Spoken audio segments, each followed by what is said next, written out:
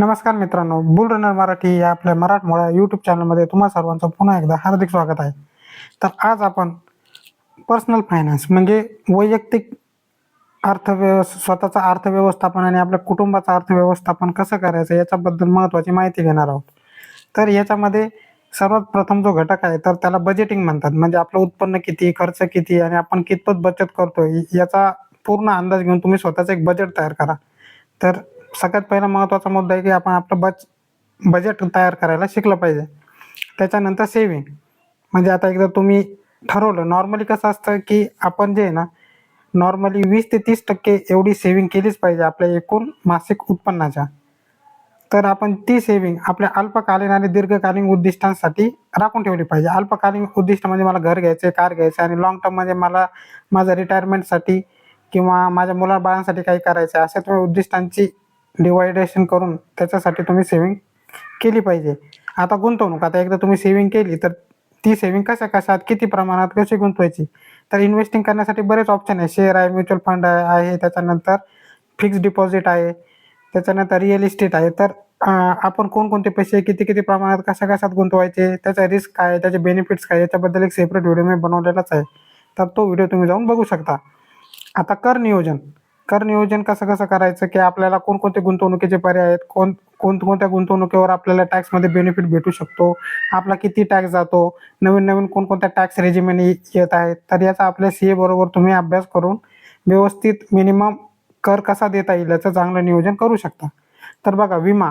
तर आजकालच्या या जगामध्ये विमा घेणं सगळ्यात महत्त्वाचं आहे. आपल्याकडे 2 विमा असलेच पाहिजे. एक म्हणजे टर्म इन्शुरन्स आणि दुसरा म्हणजे हेल्थ इन्शुरन्स.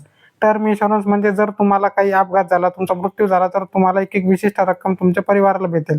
आणि हेल्थ इन्शुरन्स, आजकाल आरोग्य सेवांचे दर एकदम गगनाला भिडलेले आहेत. त्याच्यामुळे तुम्ही तुमचा हेल्थ इन्शुरन्स लवकरात लवकर काढा. जेवढ्या लवकर तुम्ही हेल्थ इन्शुरन्स काढणार तेवढा विम्याचा जो प्रीमियम असतो तो कमी येतो. जर तुम्ही 25 ते 30व्या वर्षी काढलं तर तुमचा प्रीमियम कमी राहतो आणि तो जर तुम्ही 50-60च्या पुढे काढला तर मग तुम्हाला जास्त विम्याचा हप्ता द्यावा लागतो. तर डेट मॅनेजमेंट म्हणजे कर्ज व्यवस्थापन. तर कर्ज व्यवस्थापन पण मी एक सेपरेट व्हिडिओ बनवणारच आहे. पण याच्यामध्ये तुम्हाला महत्त्वाचं मोठं सांगतो की तुम्ही पहिले तुमच्याकडे तुमच्यावर कोणकोणत्या प्रकारचे कर्ज चालू आहे त्याचा डिवाइड करा. पर्सनल लोन आहे, कार लोन आहे, होम लोन आहे, का अजून दुसरं कोणत्या गोष्टीची EMI चाललेली. याच्यापैकी जे छोटे-छोटे लोन असतील, जे लवकरच फेडणार आहे, तर ते लोन तुम्ही पहिल्यांदा फेडून टाका. दुसरी गोष्ट म्हणजे ज्या लोनचे हाय इंटरेस्ट रेट आहेत, प्रामुख्याने पर्सनल लोन आणि क्रेडिट कार्ड लोन याचे जास्त उच्च व्याजदर असतात, जे म्हणजे 15 ते 20, 25, 30च्या दरम्यान पण असू शकतात. तर ते पहिले फेडून टाका. आता याच्याबद्दल एक सेपरेट व्हिडिओ करणारच आहे. त्याच्याबद्दल मी ते कसं फेडायचं, कसं अरेंज करायचं याची तुम्हाला डिटेल माहिती सांगेलच.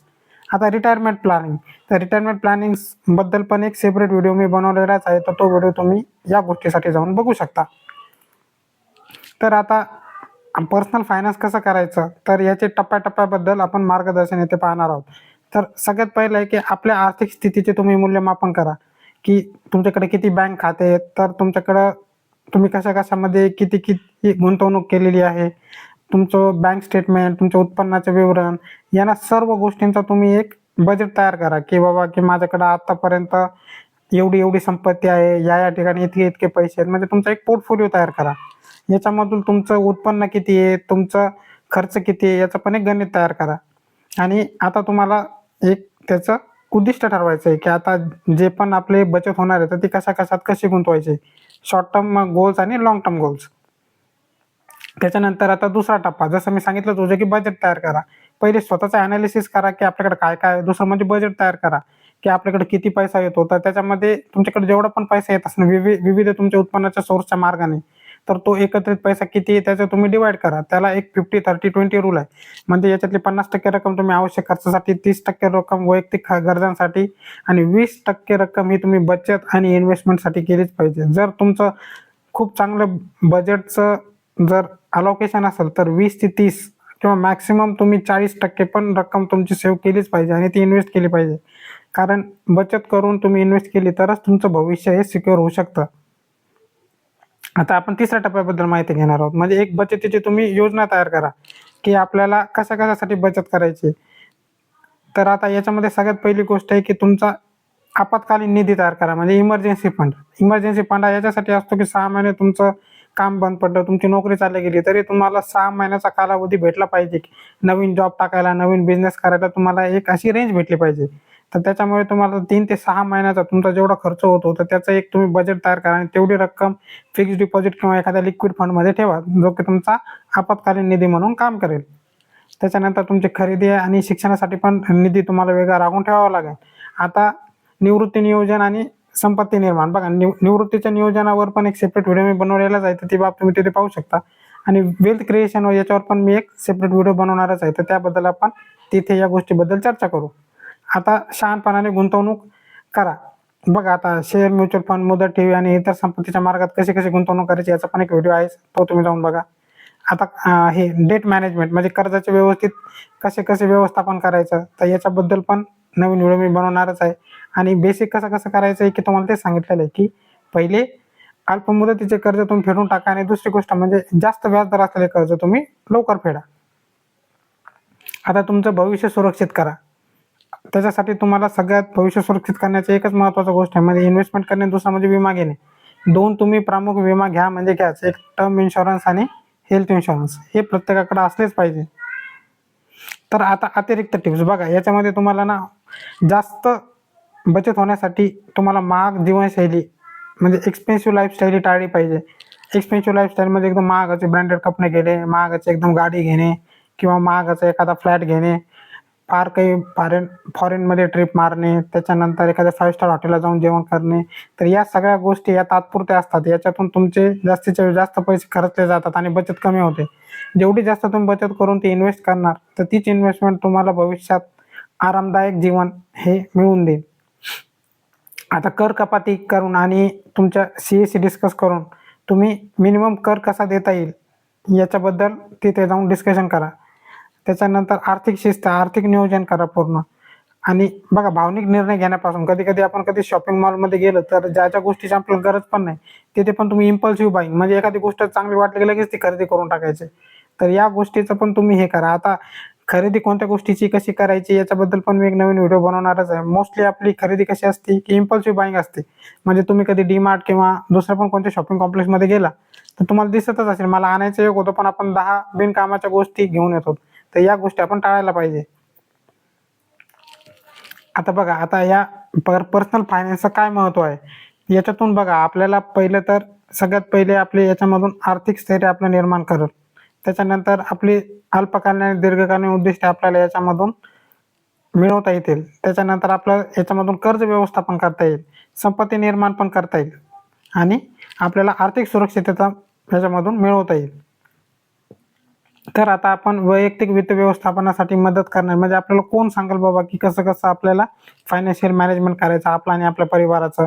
तर काही फायनान्शियल ॲडवायझर आहेत म्हणजे आर्थिक सल्लागार आहेत, वेल्थ मॅनेजर आहेत, चार्टर्ड अकाउंटंट आहेत आणि सर्टिफाईड फायनान्शियल प्लॅनर्स पण आहेत. तर यांच्याकडे जाऊन तुम्ही पूर्ण तुमचं बजेटिंग, तुमचं म्हणजे बजेटिंग करणे, तुमचं कर किती आहे, तुमचा विमा किती आहे, तुमचं उत्पन्न किती आहे, या सगळ्यांबद्दल डिस्कस करून एक चांगला शॉर्ट टर्म आणि लॉंग टर्म गोलसाठी तुम्ही व्यवस्थित प्लॅन बनवू शकता. आणि ही गोष्ट करणं खूप जरुरी आहे बरं मित्रांनो. तुम्हाला वाटत असेल की काय गरज आहे, येऊ तर लागले पैसे आणि मी करतो आहे, परंतु याचं पूर्ण टाके तोळे एकदम व्यवस्थित प्लॅनशीर जर असेल तरच तुम्हाला याच्यामधून चांगलं उत्पन्न मिळू शकतं. तर बघा, आता याच्याबद्दल तुम्हाला अजून जर ऑनलाईन सल्ला घ्यायचा असेल तर वेगवेगळ्या वेबसाईट आहेत, जसं मनी कंट्रोल आहे, इकॉनॉमिक टाईम आहे. त्याच्यानंतर काय, आता काही चॅटबॉट पण अवेलेबल झालेले आहे ज्याच्याशी तुम्ही तुमचे आर्थिक प्रश्न विचारून तिथून मार्गदर्शन घेऊ शकता. म्हणजे स्क्रिप्ट बॉक्स आहे, फंड्स इंडिया आहे. त्याच्यानंतर अजून बरेच काही आपल्या गुगल प्ले स्टोअरवर ॲप्स पण आहेत. पर्सनल कॅपिटल, मिंट हे तुम्ही डाउनलोड करून तिथे तुमचं वैयक्तिक खर्च बिर्च टाकून पूर्ण प्लॅन तुम्ही बनवू शकता.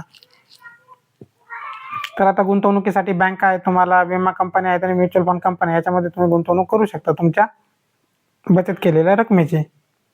हां, तर अजून कोणती साधने आहे ज्याच्याबद्दल तुम्ही पर्सनल फायनान्सवर माहिती घेऊ शकता, तर आर्थिक नियोजन म्हणजे फायनान्शियल मॅनेजमेंटवर तुम्ही पुस्तके वाचा, त्याच्यातला एखादा छोटासा कोर्स असेल तो करा किंवा ज्यांचं जे फायनान्शियल ॲडवायझर यांची संघटना असते तर त्यांचे तुम्ही वेबिनार पण अटेंड करू शकता.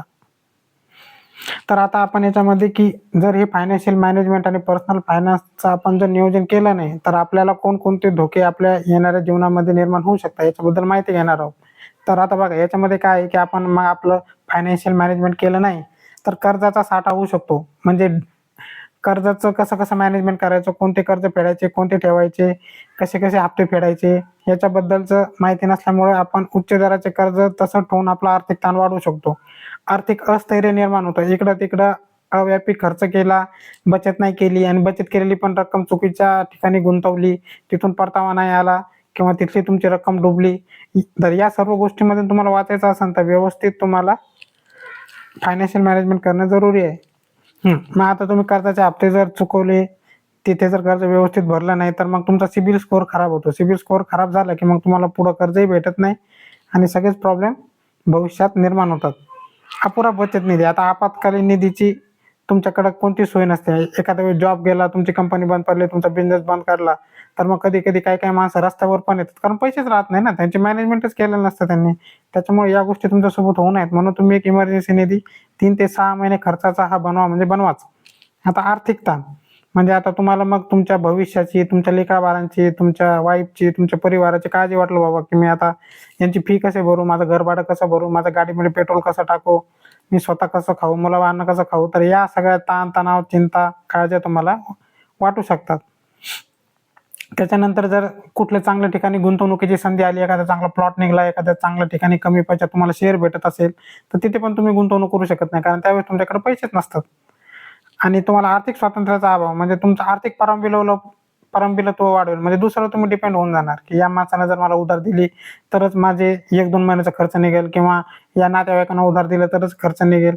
तर या पूर्ण आर्थिक विवंचनेतून तुम्हाला जर वाचायचं असेल, तर तुम्हाला पर्सनल फायनान्स ही गोष्ट सिरियसली घेऊन त्याच्यावर व्यवस्थित अभ्यास करून, व्यवस्थित बजेट तयार करून, आपल्या कर्जाचं व्यवस्थित मॅनेजमेंट करून, आरोग्य विमा आणि टर्म इन्शुरन्स हे सगळं काढून तुम्हाला तुमचं आणि तुमच्या परिवाराचं एक सुरक्षित आर्थिक आयुष्य कसं तयार करायचं याच्यावर विचार करणे आणि त्याची अंमलबजावणी करणे हे क्रमप्राप्त आहे.